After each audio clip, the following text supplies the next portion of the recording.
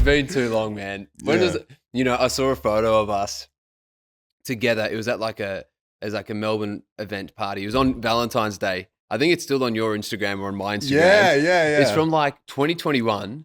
And we are both like, I'm like shaved, like out and about, we're social. And it's only been 3 years. Yeah, and it's so much crazy. has changed, bro. So much. Man, and I've hardly seen you. You've been in Byron Bay, you've been on TV, you've been doing all this stuff. Yeah. So, man, this is a catch up for me as much as I it is for you. know. So Yeah. tell me, brother, what's been going on? It's pretty incredible. Like, I guess some of the main things that's been happening is like moved to Byron, came back, really started to understand at depth who I am and what I'm here to do and how I'm here to serve.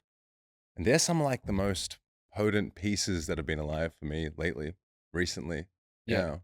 And so the guy that I knew when I was, in my 20s, we're both pretty social boys, a couple of brown brothers going out and having a bit of fun. Yeah. You trained the house down, you're a super strong guy, always in the gym. You worked a corporate style job, now obviously you moved to Byron and things changed. The hair's got longer, the fedora hats come out, the chains. Hey bro, I got a chain too. Yeah, like, what's up? The chains are out. We're here, the gold. I mean, besides the image, what's changed on the inside? Because I know, people will see a change in, how you look but, are you still the same bloke? Is it different? Yeah, it's interesting, right? Because even 3-4 years ago, I would still come to these events, right? And be out in the socialite world and still be doing my secret practices always. It's been there for a very long time. Like for the last 15 years, I've been playing with meditation, playing with yoga, playing with movement, been teaching movement for a long time. And all these things and pieces, I guess the external expression of it has just become more amplified. And I've stepped into that as a truth for who I am and what I do and really resonated with that. And I've been less afraid to show it and less unapologetic. Yeah. So those are the pieces that have come alive for me. Because I think quite often people can go, oh, wow, you've changed. Mm. And really all it is you're going, well, no, this is who I've always kind of been. But I guess perception of society or things, put us into a little container where we can't be expressive. And, there are a lot of people that will listen to my podcast and that some of them might be expressive, some of them might not be. You're an expressive dude. You express through movement, you express through the way that you talk, you've expressed through being on television. So there's different ways in which now you've expressed yourself where you've completely become, from what I can tell, really comfortable in who you are. Before most people come onto the podcast, I send them through a question, right? And the question is in relation to, Sim, if you were one of the last guys on the planet and you had, 1% of the planet left for you to be able to educate, talk to, inspire, what is it that you talk about in order to gain those emotions and those feelings out of them? And the thing that you spoke about was embodying vitality. Now, you run a podcast called Vitality Podcast, is that right? Vitality Secrets. Vitality Secrets Podcast. So obviously this subject for you is, your everything. This is what you stand for. So can you just run me through what that even is, vitality, and why is it that you've chosen to, spread your, I guess, message with that specific word, vitality? Great question. So, as you know, I came from a very sporting background. I played cricket, I played basketball, and then I went to bodybuilding and powerlifting and strongman, competed in everything, right? And very quickly, my body started falling apart. And the ideas and practices that I was putting into place of what I thought health looked like, it wasn't necessarily health. And I think there's 3 tiers where the way I look at it, right? There's fitness, there's health, and there's vitality. Fitness does not mean health. Health does not mean vitality. Fit, you might be fit. You might be able to run X amount of time in a certain way, right? Or you might be able to like lift a certain thing. Healthy, all your stats and metrics might come back healthy. But why do you feel dead and flat inside? Why do you not feel alive? Where's the spark in the eye? Where's the inspiration where you wake up from bed, you're ready to engage with the world and play and love and be excited, right? That's the level of vitality that I talk about. It's that level of aliveness, the spark in the eye, the real, like the soul is oozing out of you. You are open. You're an open channel to the world. Like you're ready to engage and meet every moment with like that most amount of you. Mm. That's that vitality piece that felt like it was missing for me for a long time. And I got really sick when I was 23. And it was a 3-4 year journey of having chronic joint pain I had 26 joints affected. I went through a rheumatologist multiple times, multiple opinions. They all said I had ankylosing spondylitis, which is a degenerative spinal condition, degenerative joint condition, very similar to a reactive arthritis. And very soon after that started all flaring up, started in one wrist, started to get sore, then the next wrist, and the shoulder, and the other shoulder, and the knee, then the spine, then the collarbone. Everything was inflamed and aching, and I was struggling to get out of bed. And after that, shortly after that, my stomach started going as well. And I started having really bad stomach pain and reflux. And that lasted 3 years. So I was dealing with chronic joints and chronic digestive problems. And I thought I was healthy. I was really strong. I was really ripped. All the metrics, all the tests were still coming back healthy, even though I had all these problems. I'd go to the doctor, your blood tests are fine. All your tests are fine. But based on these symptoms, we're going to diagnose you with this. And lucky I had really amazing elders and mentors in my life that was like, no. You're not wearing this fucking badge. This is a badge. That badge of ankylosing spondylitis or chronic digestive problems, that's a badge. You're not going to wear that badge. Think of it as you have inflammation. Your body's giving you a sign and a signal. There's something here that needs work, change, evolution. And I'm lucky that got embedded in my head. And the prognosis through the Western field, which I'm not opposed to Western medicine. I think it's amazing, right? But I think it has its shortcomings when it deals with chronic things. The prognosis was a potential spine fusion because they say the spine becomes all fused together eventually over time. And you may need to avoid pain. There may be multiple surgeries that may be involved. And they continually wanted to there's something called the lower esophageal sphincter. And they wanted to tighten that with a like a band, right? So it would stop moving, causing the reflux. But they're looking at it very mechanistically. And I didn't want to go down any of the routes of surgery because people that were very in the know said, no, surgery is not the answer. Listen, go deeper. What do you listen? What can you find? So that's when it started, the holistic practice of trying to figure out what health was, what vitality was, and piecing together all the pieces. So that real journey started for me at about 23. Yeah, wow. And that's quite crazy because, obviously I work in health and I see people that come in and they wear the badge, right? They wear the badge. I have this, and they identify with this, right? And it's like I feel like saying it's something that's happening to you, right? Not something that you are or you have. And so obviously for yourself, you've come up from a sporting background. You're resilient, right? You don't like taking some things for an answer. You're going to say, no, fuck it. I'm going to find a way around it. And you've had some support to go, hey, don't wear the badge. Let's look elsewhere. Let's look elsewhere. Now, for anyone that's sort of listening, and the reason why I ask why vitality is because you're now at a stage where probably you feel like you have that vitality. Can you explain what that actually feels like? Because I think for anyone listening, if they don't feel it, the rest of this podcast might be very beneficial for them. Yes, totally. And okay, so in an embodied sense, what vitality feels like to me, it feels like I can't wait to get out of bed and interact with the world. It's the feeling of I am so inspired by life. I can't wait to interact with others, to do the work that I do. Can't wait to eat beautiful food. I can't wait to dance. I can't wait to sing. Like these feelings that are moving through my body, this feeling of aliveness, this real interplay between me and the outside world. It's this feeling of like, there's no fatigue. There's only energy. Of course, there's times of tiredness, like you're going to get physically tired, emotionally tired, creatively tired. These things are going to enter your world, but having this spark of aliveness, and vitality comes from the root word vitalis in Latin, which means of life, to be of life, to be connected to this feeling of life, right? And this feeling of energetic, I guess, oozingness out of my body that wants to engage with others and the surroundings around me. This is what I dictate as vitality for me. That's something that people might look at and they think that's fairyland. Yeah. And Yeah. they might, they might still be looking through that camera today and looking at, this on Spotify and YouTube, and they go, well, Sim's wearing a fucking fedora and he's got chains around.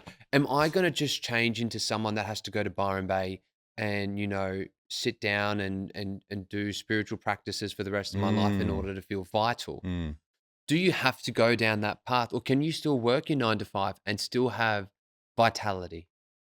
If the why is not strong enough of why you're working the 9 to 5, then probably not. If you're not connected to a why and your dream is not bigger than your crisis, say if you're this is a big thing of vitality, right? One of the pieces is you must follow your joy. And joy is, there must be playfulness within your life, but there also must be deep service within your life. And if that 9 to 5 is serving you in a really wholesome way, say it's like providing for your family, and that is one of your big dreams in life, is to be able to provide for your family, then yes, you can find that, because that aliveness and spark in your eye is going to be there when you see the smile on your family's face, when you're able to provide them education, food, love, safety, and inspire them through the things that they maybe want to do. So yes, you can find it, but the why has to be there. If the why is not there, then it's going to be very hard to find and cultivate that level of vitality. What's your why? My why is to elevate the health of humanity. Right. Yeah. And so I guess to elevate the health of humanity, it comes down to understanding the principles around vitality, right? Yes. So let's get into a little bit of a deep dive, because I love to sort of break this down, and I'm quite a systematic guy. Yeah. And don't get me wrong, I've got the underlyings of everything else, but I think for a lot of the listeners that maybe haven't done the self-healing journeys that you've done, and also I've done, with my cluster headaches, I'd love to get into very like solution-based stuff, and then we can get into the sexy spiritual, deep diving, fucking all of that. But yep. what's step one? You sort of say, okay, you need to find your why. Yep. How does that look like? Where do you even get started? A lot of people, they might go, look, yeah, I want to provide for my family, and I feel happy when I do, but the process of providing for my family is fucking shit. Yeah. Right? But I know that the golden handcuffs are on me, and I need to be able to make the money so that they're happy. So where do we even start with unraveling all this stuff? So a really beautiful place to start, and this is what I teach in one of my workshops around embodying vitality. So there's a workshop that I teach. Awesome. And one of the main processes is, like, if you were to zoom out and look at it as a whole, right? We must become stable and clear so that we are able to listen. If we're not stable and clear within our psychology and physiology, we can't hear, because there's too much static and too much noise. So let's get really stable and clear physically, mentally, emotionally. And then we can invite the listening, because then the ears open, the eyes open. The eyes are closed because there's too much noise and pain and suffering, and we just can't hear. Like, how can you hear anything if there's too much static going on? You can't, right? So the fundamental things are, I look at the body in terms of movement. So M, movement. And within movement, there's a few aspects that we can dive into. The next part is what you eat, your nutrition, right? So M-E, eat, the food, all the food that you consume and eat, right? This is really important in building the foundation part of the listening, getting the psychology and physiology stable and clear. Yep. The next part is your rest, R. So all the thing, your restfulness, like how do you perceive rest? How do you perceive recovery? How do you perceive stillness? So this is the R component. And then the J component is the joy component, which is playfulness and service. Then with those four together, the listening is amplified to listen to the dream. And the dream may be the big dream. You might have a big dream of, like, I want to, for example, like my dream, I want to elevate the health of humanity. That's a big dream, right? But there's little dreams there as well. Like, I want to perform an incredible performance on a stage. I want to sing a song in front of my friends for the first time and not be afraid. These are small little dreams, right? And there's a big dream as well. So creating the stability and the clarity so we can listen is our first way of connecting to this level of vitality. And if you think of the acronyms MERJ, it's merge. We're merging these parts of our lives together, these integral parts of our lives together, so that we can listen and we can become vital and we can live out our dream. Because I believe that everybody can live out their dream, and not everybody has a lavish dream, right? Some people are really content with simple things, and that's fucking amazing. Man, what a great framework, because a lot of people say, righto, you need to create your vision and Yeah. your mission and your values. Yeah. And what you've effectively described in sort of like Western medicine is what's called the biopsychosocial model, right? When we treat a patient, we need to look at their biology, their psychology, and their social environment. So merge is movement, eat, rest, and joy. And so probably all of those things are encapsulated in that. And it shows that when you've got, and this is what holistic, I believe, really comes down to and encompasses. If you got all of that going for you, right? And you might be really good at M, but shit at E, and great at rest and understanding what that means for you. And, joy might be, yeah, okay, maybe not. And if you can work and dial in on those things, all of a sudden you get into what we call alignment. And then you can be aware. Yes. Right. Yeah. And so based off what you said, then you get the awareness to be able to start going, oh, wow, okay, well, maybe I've started to get these things under control. Now it's time to craft. So what sort of comes then? So you've gone, right, it's time to craft. Are there any pitfalls that we need to be careful of, or patterns that we need to avoid so that we don't craft something that makes us go back into where we were in the first place? Yeah. So I think one of the main pieces, right? Once you're able to hear, and this is like when I talk about be able to hear, right? You're listening to like Yourself. Yes, right? Yeah. Like the voice that is within, right? Yeah. And you call it the language of the heart. Yeah. And if that's too woo-woo for you, call it the language of what you were here to do, right? Yeah. I think, within us there's our soul has a unique expression. Yeah. Right? And that individual unique expression is here to bring some level of service. There's this idea in philosophy called thrownness. Have you heard of thrownness? No. So between two ends of infinity, say time could go from one end of infinity to the other end of infinity. Yeah. And we're somewhere like in the middle. Your soul got thrown into this little blip of time, right? And that unique expression of God or the divine, without being religious, talking about it as like the human spirit, got thrown in to this moment in time. And in this moment in time, if you were to unravel yourself and move all the static out of the way, and this is like almost like a challenge or test, because if you are able to unravel that part of yourself and figure that out, you're able to elevate the rest of humanity and slowly create a chain reaction of awakening across other people.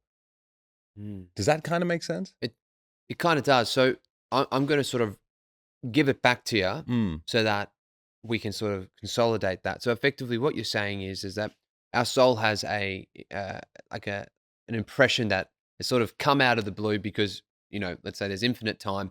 There's a moment in time where this has now come about, right? For you, you're gifted, whether you said you use the word divine or God or whatever it is, but at the end of the day, we're existing.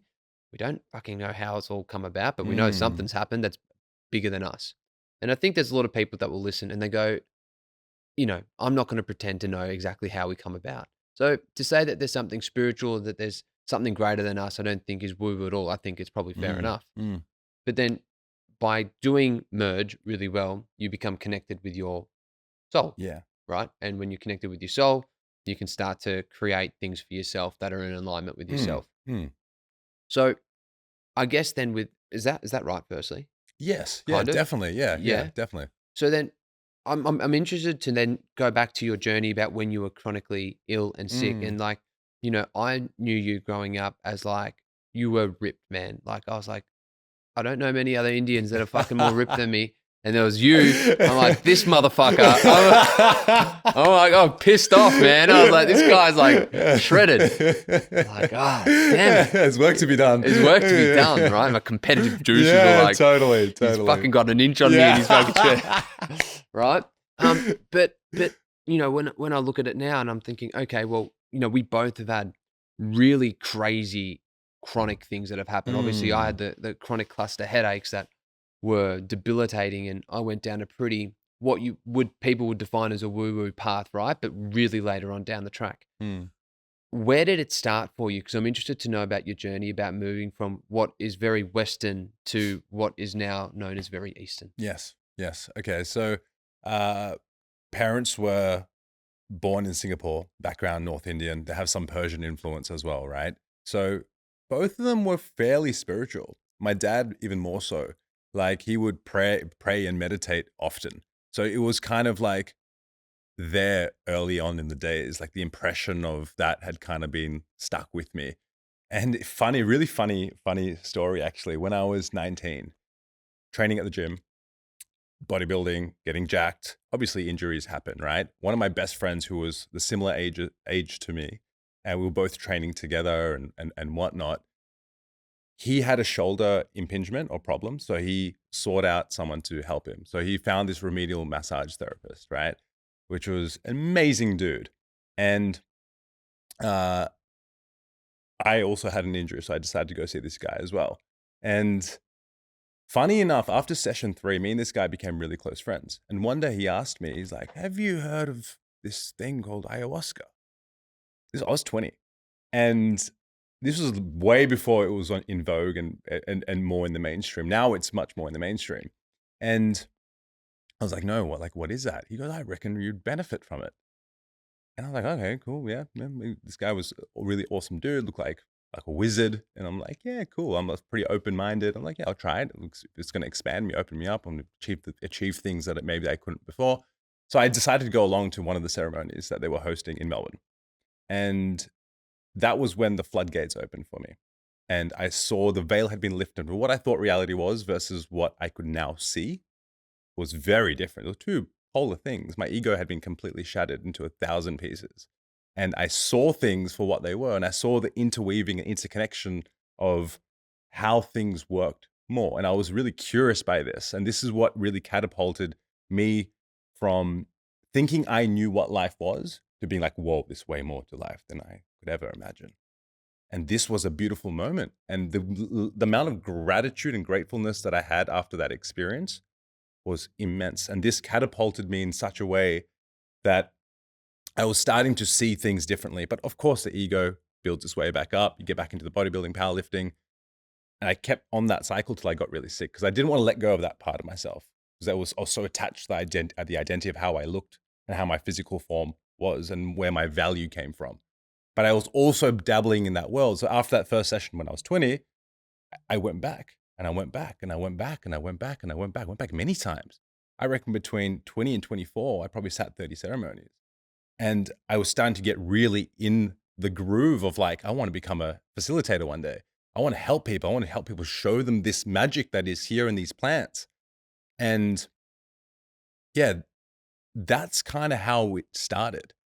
And then it really woke me up when I got sick. Like you could do all the plant medicine you want, but until the fucking shit hits the fan, that's when you really wake up. When the thorn in your flesh is so painful, that's when you have to notice it, right? And that thorn is most often than not your gift. Like the thing that will bring about your gift is normally the thing that irritates you the most in this world. Mm. Mm. And so, you talk about, going up and doing it like, heaps and heaps of times. Yeah. One thing I've always been fascinated about, because I've obviously deep dived into plant medicine too, is one, the idea of ego death, Mm. because people hear about it, but no one can really articulate it in a way where someone that's never done it can understand. Mm. And I'd love to talk about that. And then two is around, um, you know, doing it time and time again. Did you find that some people that were doing it almost got lost into that Fuck yeah. world and didn't bring it back to reality? Yeah. So can we talk ego death and we talk about reality? Yep. Cool. So ego death to me is losing the perception of who you think you are in this world. Your job, your name, the things you wear, the style you carry, the things you should do or shouldn't do. It's completely dissolving into this place of where it's the awareness behind the perception of self is only existing. Hmm. So if you had a perception of who you think you are, like your name, Steve Singh, the clothes that you wear, the things that you do, things that you like to eat, drink, feel, places you like to be, they're all constructed by the perception of you, right? Yep. Some of them are coming from the deeper part of the self, right? Yeah. But a lot of them are perceived parts, and including the parts that are placed upon you in terms of society and tradition and all these things that add the idea of what you are and create safety. And ego is really important because it creates a level of safety and interplay between the spiritual realm and the physical world. So Yep. it creates you in the physical world. And that dissolving of all the narratives and ideas and just feeling the awareness behind, which is forever there. And you'll notice it if you are, some people are able to remember how they felt being in the crib in the baby as a baby, right? That same awareness is the same awareness now. You're just in an older, bigger, stronger, wiser, more intellectual body right now. That awareness is forever there. But the dissolution of all the layers that we wear and carry in armors and pieces and things we carry and chains and badges and diseases and all that kind of shit, right? Is just egoic labels. So melting that away and finding that stillness of awareness, which is like stillness but noise at the same time. It's like dualistic in nature. That's so full on because like it is, man. Yeah, it is it because is, yeah. it's so full on because like, so for instance, when I first did plant medicine, I had identified as someone that had never taken a drug, right? And I thought that was fucking great of me. Like, you know, good Samaritan, good son, all this sort of shit, yeah? And I never touched anything till 30, you know, and then obviously had the thorn in my thigh, right? Which is the cluster headaches. Enough's enough. I'm going to go do some plant medicine. And I don't treat it like a drug either, but it's like, I almost had a part of that little ego death when I took a step into a new journey, because you have to dissolve a part of you in order to accept whatever comes as a result of something. Yeah. But I love the idea of that analogy of going, well, we had awareness when we were in the crib. We have that same awareness now. The awareness hasn't changed, but the form and how we look and how we hold ourselves, that's all changed. Yeah. And I think, you know, if you're not attached necessarily to the physical self and you can interplay between spiritual and physical, which is the ego, then you seem like you can be a whole heap more lighter. Yeah. There's this really interesting concept from Sikhism, right? Yeah. Called midi-pidi. Yep. And that's the joining of the material and the spiritual realm together. That's the highest form of living. So that's the joining of the ego, right? Yeah. Of the material, of the temporal world, become really strong in the temporal world. So you can not only protect yourself, but have an identity, right? In ego, identitas in Latin, like this sense of self is important. But if you only have that, that's not the highest form of living. You must join heaven and earth together. And many traditions talk about this. The Taoists talk about the yin and the yang, right? The midi-pidi from the conception of Sikhism. Yeah. Like the Mexican Toltec people talk about joining of the dream and the physical together. So what you dream into the world is like the soul's dreaming versus like the temporal existence, which is the body and the ego. So the merging of these two together seems to be like a really beautiful level of existence. But sometimes we forget, we just are purely in the ego. That's why plant medicines can come and strip that away and wake you up to the memory of that awareness that has always been there. It's that awareness that when I was a little child in the crib, it was this. I can tap into it now. I can feel it. I know what it feels like. I was looking around. I remember it being like, where the fuck am I? I'm doing this again, am I? Like that was almost the feeling. It's a wild feeling. That's wild, bro. And I love talking about this stuff. Like I fucking love it. Like I'm like this type of stuff lights me up. And like, don't get me wrong, I can talk about footy and cricket and fucking going out and, you know, girls and this and that all day, whatever. Yeah. But this stuff is super interesting because it is one of the highest forms of self-growth that you can do is sort of connect these two things together. And it's hard. And so one of the things that I said in my previous question was people go sometimes too far, right? And they get then sucked back into plant medicine and it's like, that's the only thing they do now. And then that identity wrap comes back around. So have you seen that happen as well? And what are some of the things that people need to be weary of when they're going down this path, if they choose to go down this path at some point in time, whether it's done here or overseas or wherever? Yep. It's definitely something to be wary of. And you'll see people on the conveyor belt of psychedelics and plant medicines And they'll jump from ceremony to ceremony to ceremony to ceremony, just constantly seeking more of the novelty of the experience, but it's dressed up as a pseudo form of I'm healing, right? You'll often hear the phrase like, I'm going on this healing journey, but you've been on the healing journey for fucking how long? Of course, we're always unraveling things, and we're nourishing and finding parts of ourselves that are sore and unspoken and haven't had the time to be dance in the light, that are in the dark, right? And you bring them out to the surface. But if you're just constantly in the same place where you were in a loop, that's not the most highest form of living, right? And what you need to be wary of when you're moving into the world of plant medicines is that they are teachers, right? Like the plants, they have an innate essence. And when you consume the plants, that essence intertwines with your essence. And there's a communication that happens. And the more open you are to listening, the more open you are to surrendering, to allowing them to communicate with you. And now this might be hard for people that have never done psychedelics to understand, but think of it as you eat some food, right? And say you have lots of sugar, and the sugar makes you really antsy and racy and like kind of fidgety and anxious. That's the sugarcane plant, or parts of the sugarcane plant, interacting with you. Now, there are some master teacher plants in the world that have incredible amounts of knowledge, right? That when they interrelate with you, their essence mingled with your essence. And if you listen and your body's stable and clear, which is what the merge idea is, you are way more sensitive and receptive to listening and hearing and taking on what they are telling you without it rocking you too much. And this beautiful dance of you learning from the plant medicines, and each have different styles of teaching. Mushrooms, ayahuasca, Syrian rue, San Pedro, the different strains, they all have different textures and feels to them, right? And different messages. But they're only teachers and messages. They're showing you parts of yourself, right? And they kind of, sometimes they'll open up the fear response, but sometimes they'll shut down the fear response and allow you just to witness what is in your life, who you are, what you've been doing, your habits, your traits, the things that you have kept down and buried.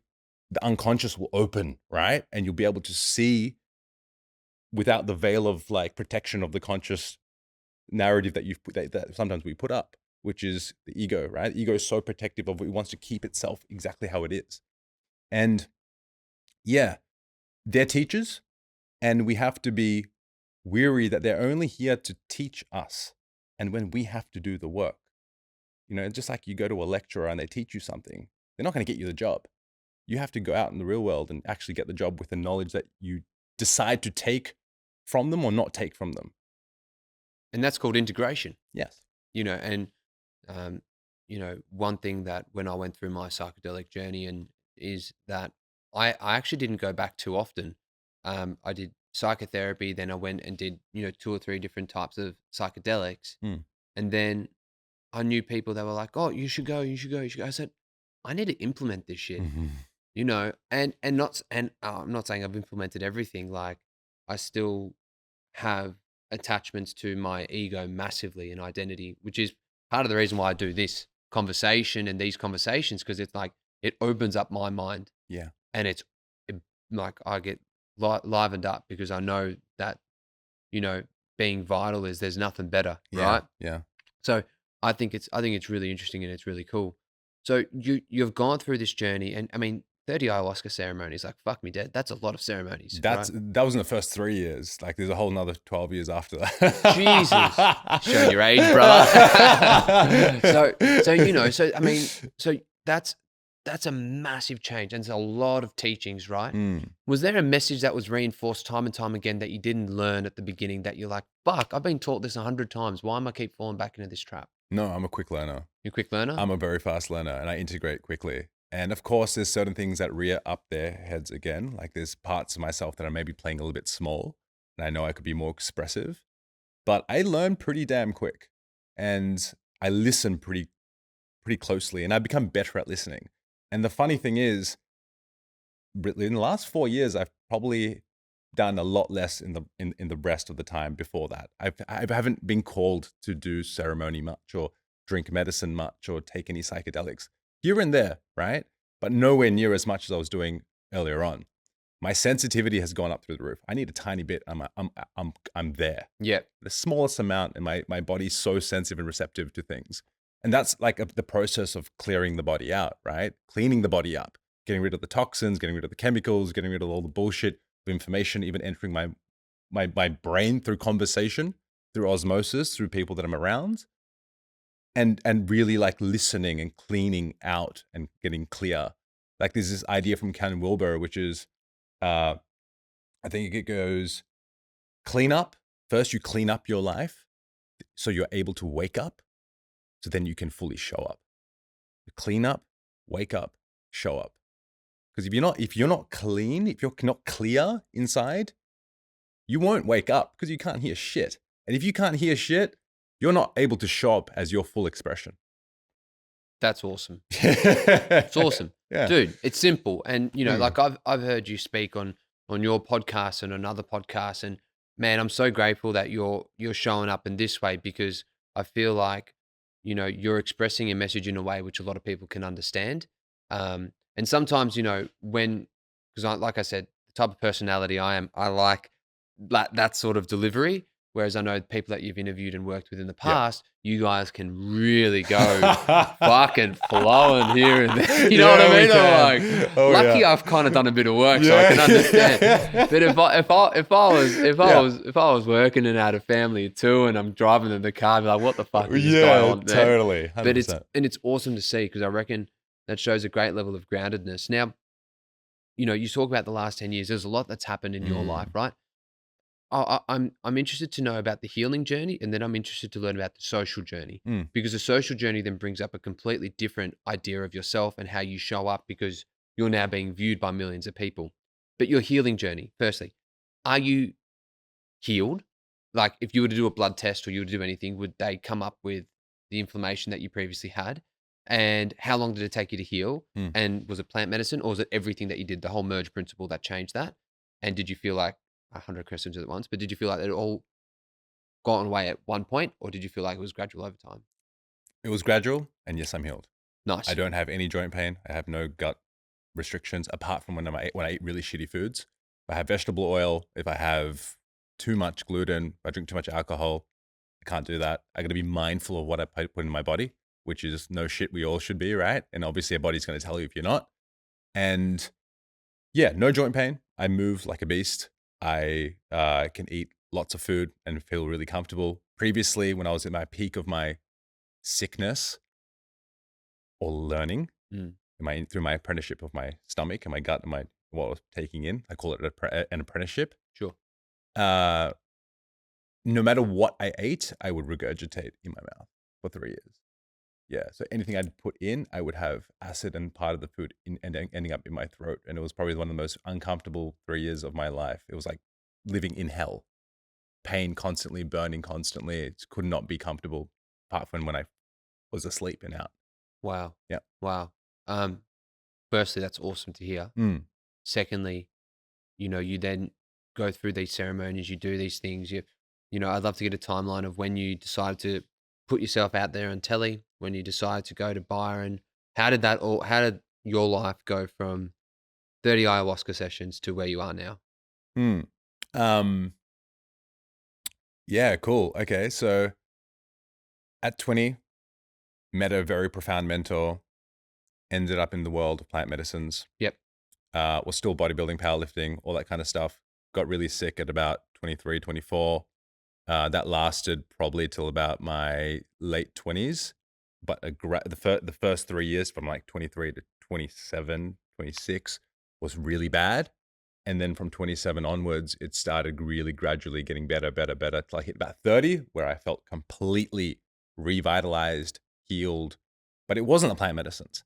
They were just little teachers, like giving me little bubbles of inspiration and allowing me to remember and giving me hope and allowing me to connect more deeply to myself, so I could listen, implement all the things, all the movement things, all the nutritional things, all the rest and recovery things, and allow myself to connect to my path, my joy, my service, my love, right? And listen to my heart, what my heart wanted to do. I don't work a day in my life. Everything I do now is what I truly love and enjoy. And yes, I'm so fortunate to be in this position. I know people have to work and do things and make money. I totally understand that, right? But that journey for me has shown me that it is possible. And yeah. That's so, you know, you've gone through this journey and you've got to the point where you are at now, Mm, and you're living a life which you're like, I'm just wanting to wake up. Let's get into the fucking day. Let's go about it. mm, Do you think that that idea of, you know, going through from 28 through to now where you've put yourself out there, mm. especially on socials and everything like that, did you find that any of that took you back at all, or did you find it propelled you forward? Because it's a really polarizing thing. And the reason why I bring it up is like someone asked me the other day, they said, Steve, would you go on The Bachelor or would you do like any of these shows or whatever? I was like, fuck no, like, no way, right?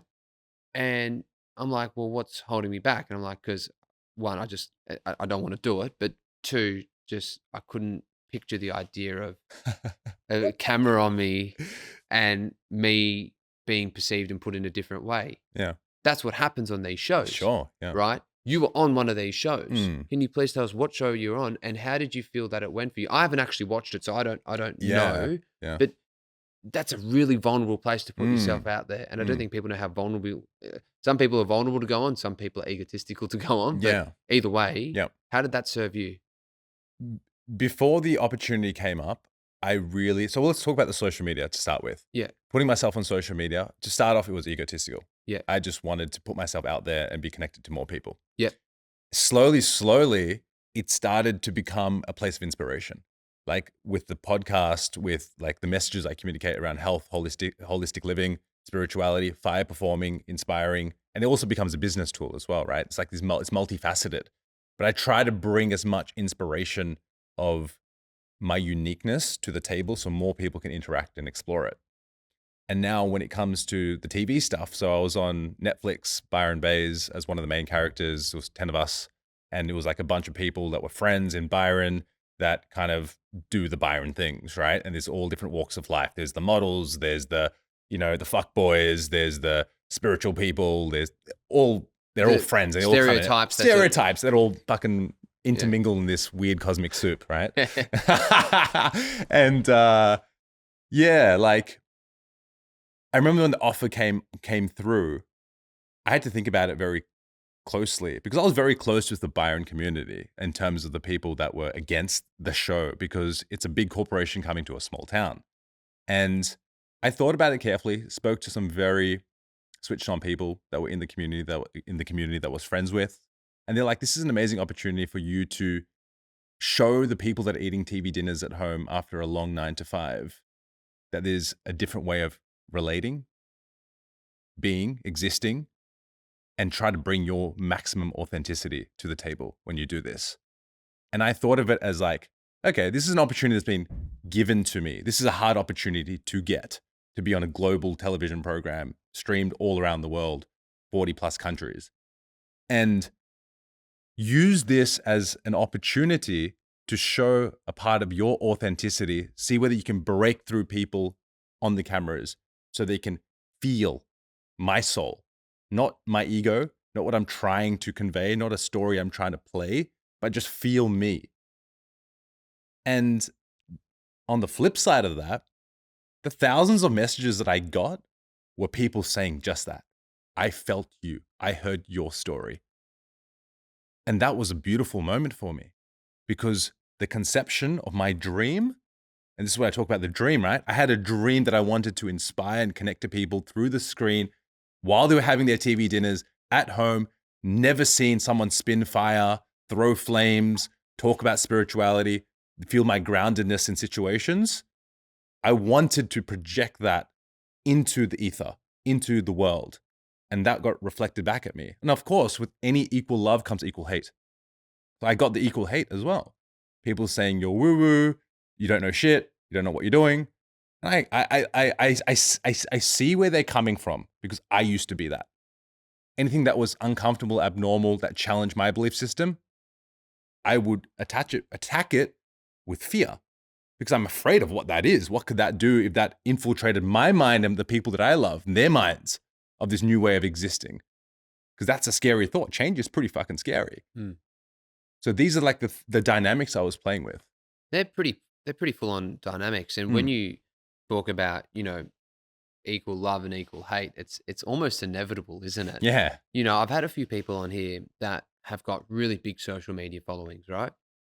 And one of the things they found was that, yeah, you've got that whole heap of support, but then you've got this part of society which is almost the part that you go, shit, they really need fixing. That they are the keyboard warriors. And I used this analogy before where we've got a society of people that are amazing at being people that will write and social writers, but we still can't have people that are very good at public speaking. Yeah. People are afraid to talk, but people have no problems with writing. Yes. And because there's no accountability. And so if you were to have a group of them, right, that you were going to speak to now, and, I asked at the very beginning what you would talk about and be vitality to a small group of people. But let's say you had a group of people that, really didn't like you for whatever reason. And you had the opportunity to talk to them about how they could better their lives. What would it be that you speak to them about? I would tell them my story. I would tell them my journey of being more closed-minded, being really sick. And I've done this before. So I've done exactly this. Yeah, totally. I've done a lot of corporate wellness stuff, right? So I've gone into big corporations with like white-collar people, blue-collared people. And I'll never forget, I worked for one of the biggest gold mine companies in Australia, KGL or something. I can't remember what the name. It was like 4 years ago. And I was rocking up to these blue-collar drinking VB kind of dudes. Like I had to run like 3 2-hour seminars to each group of 40 people across 6 months, across every employee in the organization. And this was me just as a contractor. They found me to talk about sleep, movement, nutrition, health, all these bits and pieces put together, right? And I'd rock in there and they'd see me and be like, huh? I'm not listening to you. And this was a really funny thing because I had to break through that barrier of like mistrust. Like a brown dude that's rocking up to like mainly Caucasian blue collar dudes drinking VBs that are all like slouching back in their chair. And I had to break through and try to teach them something. And the best way I was able to teach them something is just tell them my story of pain and suffering. Because guess what? They all feel pain and suffering. And when I could connect to them on that emotional level, suddenly they're all sitting straight, they're all listening, they're wanting to know more. How did you get over that? What's the process? Because they're all invested in that game because everyone's in pain, everyone's suffering. Most people aren't feeling good inside. They might have pockets of feeling good. Most people live for the weekend, right? Most people live for the next drink because that's what numbs them and makes them feel like it's bearable, makes them feel like they can connect. Most people want to connect but don't know how because it's uncomfortable, because to reveal your true self is painful. Because what the fuck might I find revealing my true self, but worse, what might someone else find if I reveal my true self? So connecting to an individual or a group on a story, which is a human story, which is true, which is emotive, and saying it from a place of like, this is my painful story. And this hurt me a lot. And people resonate with it because they felt it as well in their life. If you could sit down with any coach in the world, who would you sit down with and what would you want to learn off them? Oh, such a good question. I would, can they be alive or dead? They can be both. Doesn't matter. They're alive. You know what? Let's go either. Okay. So if it was a person that was, somewhere in the future, somewhere in the past, I'd say probably Carl Jung. I have read every piece of material he's ever put out, like the last 10 years. That's one of my main studies is Jungian psychology and Jungian philosophy. and his ideas were incredible. He was connected to the temporal and spiritual very deeply. And he had wisdom, deep wisdom. So that's the first one that comes to my mind. And a beautiful quote from him is, intellectualism is the fear of the direct experience. So we can sit down and read books all day, but that's probably us fearing doing the thing. And I felt that before. I'm sure you have. You read things, but you're afraid to do it. Then eventually one day something clicks and you're not afraid and you go embody that experience. And guess what? You become all the wiser. And the person that is alive today that I feel that I really resonate with is Paul Chek. I really love that dude. Do you know who Paul Chek is? I don't. Okay. I've heard of Paul Chek. But I don't know. So he runs something called the Chek Institute, and he's an interesting dude. And on face value, he comes across a bit arrogant, right? But you dive deeper into his knowledge and his wisdom, and he's incredible. And he's very holistic. He merges once again the temporal and the spiritual together really beautifully. And yeah, I think he's just done a lot of life and done a lot of things. And, you know, he's taught all around the world. And that's one of my goals, my dreams, is to teach vitality, spirituality, connection, love, and an elevated form of existing across the world. What's holding you back from doing that? Only myself, because I still feel I'm cultivating the full, complete level of the full skill set. I'm doing it here in Australia. I'm jumping around teaching things all the time. But the next level is on the horizon. And I 100% believe that.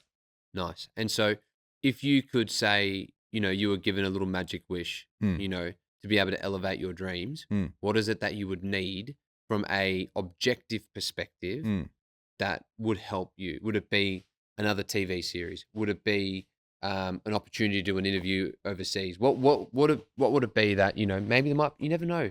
This episode might be viewed by someone in fucking 2 years' time, and they're like, I like that dude. Yeah. What is it that you could wish for, that you could elevate your career and your dream? Not many people ever really ask that question. Yeah, no, it's a really curious question. And, you know, I'm going to approach it from an annoying philosophical Go for it. way, right? And maybe not too philosophical, but to keep myself in check, to make sure that I always show up when the opportunity presents itself. The more I show up, the more opportunities I get. Simple. And every time there's a fear, and sometimes it's a hard to hear fear, it's disguised as fatigue or tiredness, right? I'm not tired, I'm not fatigued.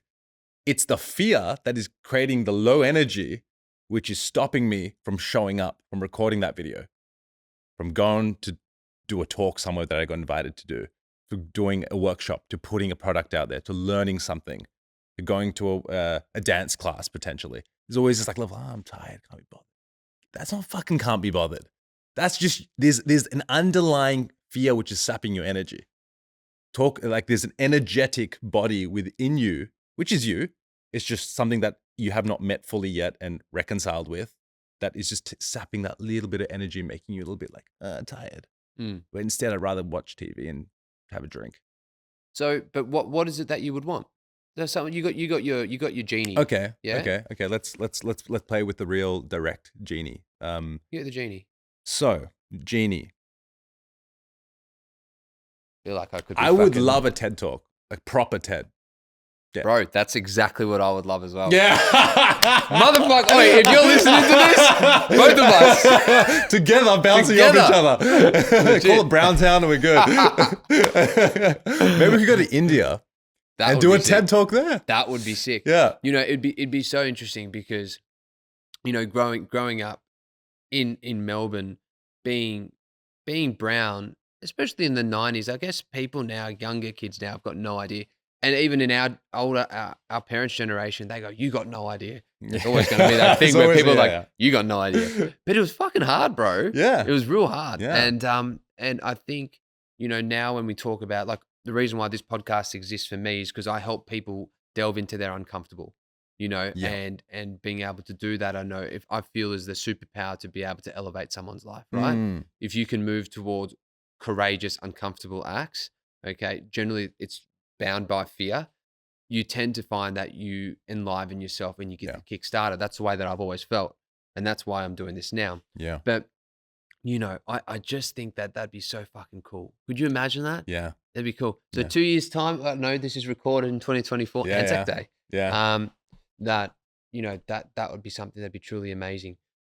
One final question that Mm. I'd love to ask you, is Mm. there anything that we haven't spoken about today that you thought would be really valuable for the audience that would be listening to this podcast to talk about? Y- Or a question you could have for me? Yeah. Got a question for you. All right. How open is your heart? How open is my heart? Well, I would say that it's hard to really give you an answer on that besides saying that it's a fucking hard question, bro. Well, it's a hard and an easy question. It's open. It's open because I'm living what I genuinely feel gives me passion, right? Mm. And I'm open because I am every single day I am enjoying moments of that day. I'm trying to learn and how I can become better. Mm. But the one thing that I learned in my psychedelics was head and heart connection, Mm. right? And you might have an open heart, but you're not still connected. Mm. And I don't know if that's right or wrong, but I just feel that sometimes you can be open, but you can not be seeing straight still. Mm. So for me, when I went down that journey, the big thing that I speak about when I had my final experience and I was standing out there in the middle of the fucking green fields and I'm about to inhale these fumes that I was doing in psychedelics, and they said, set your intention. I said, just full connectedness, head and heart, right? And my block was my throat, my throat chakra, and everything just came out. Mm. And so I feel like it's pretty open, Yeah. but I'm always open to feeling and learning and growing and knowing that things change, and I'm Mm. just got to embrace every second. Mm. I don't know if that answered your question or not. Yeah. It's a It's a tough hard question. one. It's a hard one. Definitely. Yeah. Have you asked that question before? Yeah. And what are the sort of answers you get? Mixed. Yeah. Yeah. What Mixed. what would Some you? people are very clear on exactly where their heart's position is in their life. Some people are a bit more vague. Yeah. And yeah, I think the language of the heart can be sometimes mystical. Mm. It's like it's hard to grasp exactly and know. But like the deepest parts of you know whether which doors are closed in the heart, right? And it's a very vulnerable discussion. Mm. Like there's certain doors in your heart from across every aspect of your life and every memory that you've ever had and every experience that you've ever had where doors open and close. And if there was one thing I would say for anyone to like try to tune into and listen, is like try to listen to the language of your heart and know, and don't be afraid of breaking your heart in whatever sense that brings a tune in your head. Rumi says a beautiful thing, right? He goes, break my heart, break my heart, break my heart until it opens. Sometimes I think breaking your heart is the way of opening up your heart. Beautiful, man. That is. It is. It is. And I think when I look at that quote by Rumi and what that actually means is that we have a lot of defenses up. Yeah. And if we go back to the very beginning of this podcast, we need to clean up. Yeah. Yeah. Yeah. We need to clean up whatever is around us and inside us in that head. And then, we use that merge principle. Yeah, man. And we from there can really take forward and achieve any of our dreams that we want to have, Mm. because we're awake and open and Yeah. listening Yeah. to ourselves. So, Yeah. bro, I want to say thank you so much for coming on. It's been such a good conversation. Like, Mm. I love it. I as you can tell, I'm buzzing. I'm like I ready. love it. Yeah. And if people want to find you, they want to listen to your podcast, they want to find you on socials. I'd love to give you this opportunity now to at least tell my audience where they can find you. Yes. So Instagram is Simba's Fire. Website simbasquest.com. Podcast is Vitality Secrets Podcast, Spotify, iTunes, all the regular places. I work with individuals one-on-one in a 3-month mentorship program, which is all around vitality and finding your highest level of health and direction in life. And I'm a professional fire performer. I perform around Australia, and I run an event called Showdown Events with my partner Ash, and that's on May 25th. So come down if you're keen. Awesome, brother. Such a pleasure, bro. Thanks for having me. Really appreciate it. My pleasure, mate. Yeah.